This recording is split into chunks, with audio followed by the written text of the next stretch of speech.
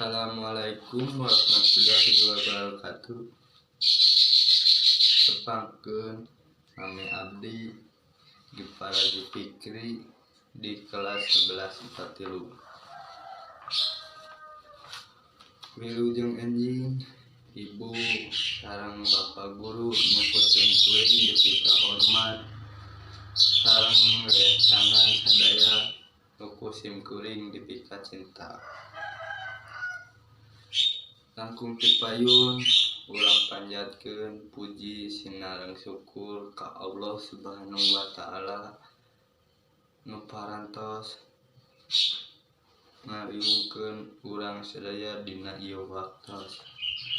Alhamdulillah urang sadaya dina ieu waktos dipasihan kasehatan anu sehat walafiat.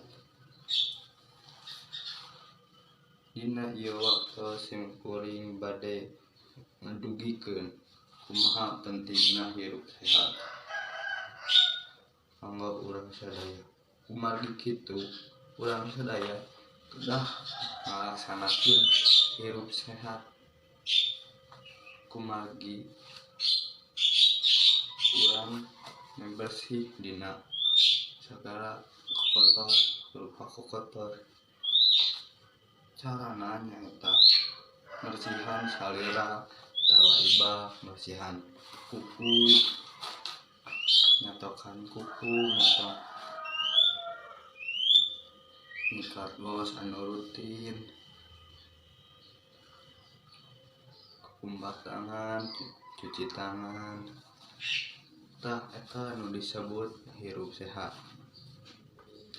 Saupami urang sadinten ngajagi kabersihan ngalaksanakeun hirup sehat, urang sadaya bakal bersih tinggal kotor atanapi suci dina sagala rupa kotor.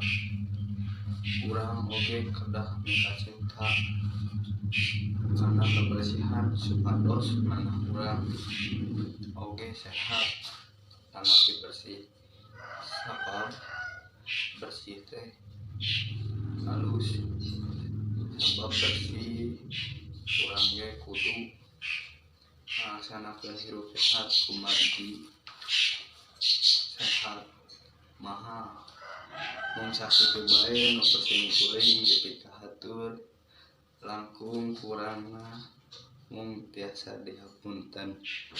Wabillahi taufiq wal hidayah. Wassalamualaikum warahmatullahi wabarakatuh.